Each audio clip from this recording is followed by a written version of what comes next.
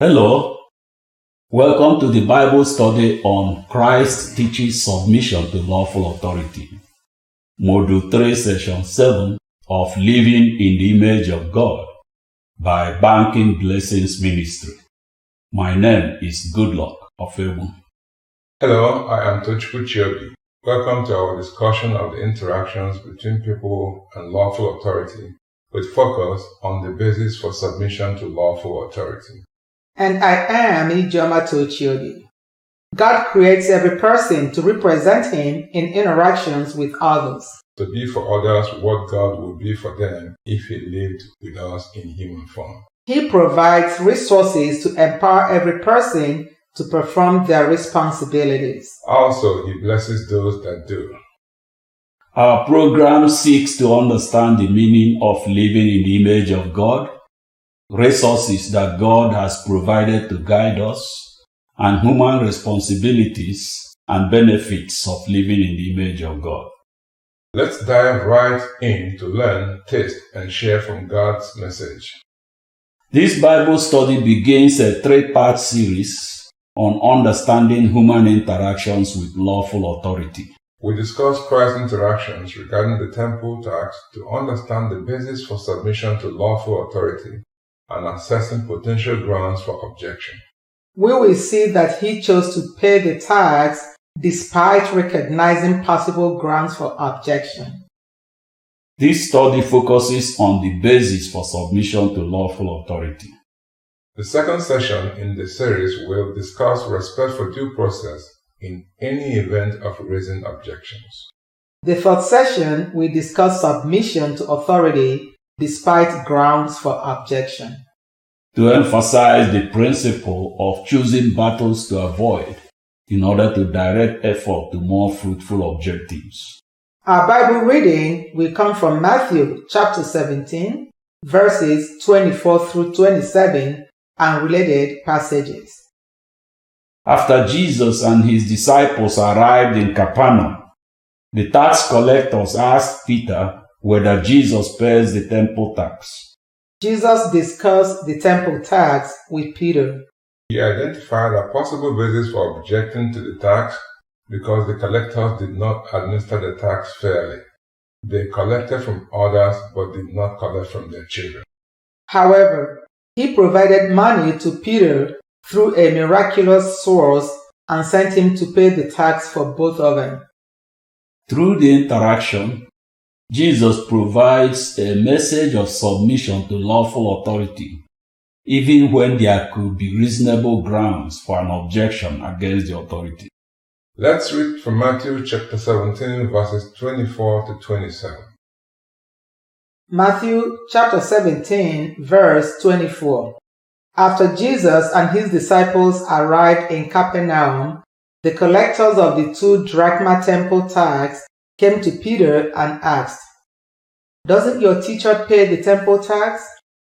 Matthew chapter 17, verse 25. "Yes, he does," he replied. When Peter came into the house, Jesus was the first to speak. "What do you think, Simon?" he asked. "From whom do the kings of the earth collect duty and taxes? From their own children or from others?" Matthew chapter 17, verse 26. "From others," Peter answered. "Then the children are exempt," Jesus said to him. Matthew chapter 17, verse 27.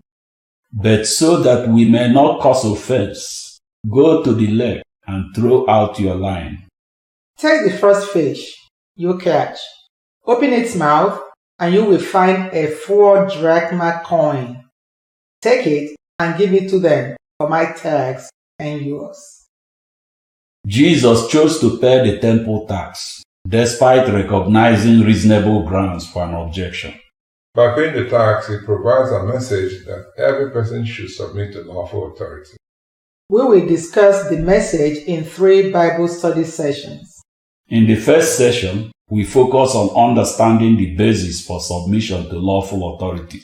We will see that both the responsibility and authority to govern follow from God's mandate. That is, submission to lawful authority is God's mandate. The second and third sessions discuss factors to consider regarding possible objections to lawful authority.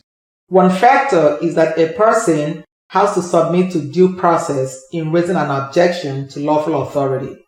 We discussed this in the second session. The other factor which we discussed in the third session is that an objection may at times be better not raised even if justified. To explain, we will discuss in the third session the principle of choosing battles to avoid in order to focus effort better. The responsibility to govern a people and the authority to execute the responsibility are both mandated by God. We can understand the mandate based on interactions between Prophet Samuel and the people of Israel when God approved for Israel a system of government led by a king. God delegated to the king the responsibility to reign over the people and the authority to execute the responsibility. Further, he enjoined the people to recognize and submit to the authority of the government. The details are in the book of 1 Samuel, chapter 8. However, we will read only verses 6, 7, and 9. 1 Samuel chapter 8 verse 6. But when they said, "Give us a king to lead us," this displeased Samuel, so he prayed to the Lord. 1 Samuel chapter 8 verse 7. And the Lord told him, "Listen to all that the people are saying to you. It is not you they have rejected, but they have rejected me as their king." 1 Samuel chapter 8 verse 9. Now listen to them, but warn them solemnly and let them know what the king who will reign over them will claim as his rights. In the book of 1 Samuel chapter 8 verses 10 to 18, God delegates to government the responsibilities to reign over the people and the authority to execute the responsibilities.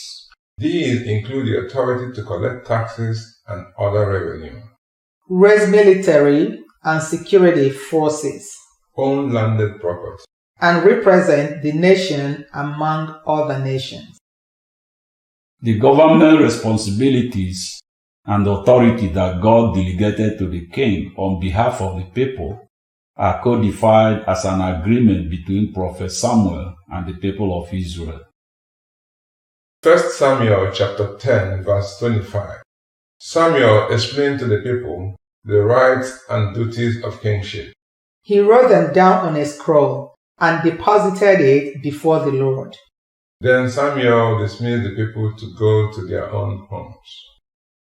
Apostle Paul, in a letter to Romans, describes submission to lawful authority as an aspect of human relationship with God. As we discussed previously, the relationship is codified in an agreement between Samuel and the people of Israel. Also, the relationship is an aspect of the individual responsibility for peace that Christ described at the Sermon on the Mount. Matthew chapter 5 verse 9. Blessed are the peacemakers, for they will be called children of God. Further, Paul describes the relationship in his letter to Romans. Let's read verses 1, 6, and 7 from Romans chapter 13. Romans chapter 13 verse 1. Let everyone be subject to the governing authorities. For there is no authority except that which God has established. The authorities that exist have been established by God. Romans chapter 13 verse 6. This is also why you pay taxes, for the authorities are God's servants who give their full time to governing. Romans chapter 13 verse 7. Give to everyone what you owe them. If you owe taxes, pay taxes. If revenue, then revenue. If respect, then respect. If honor, then honor. What did we learn in this Bible study? We discussed Christ's interaction regarding the temple tax to understand that submission to lawful authority is an aspect of human relationship with God. He chose to pay the temple tax despite recognizing possible grounds for objection based on unfair implementation of the tax. We discussed the basis for submission to authority as the first in a three-part study of the relationship. Parts 2 and 3 will discuss due process for objections and submission despite grounds for objection. Apostle Paul summarizes submission to lawful authority as follows. Give to everyone what you owe them. If you owe taxes, pay taxes. If revenue, then revenue.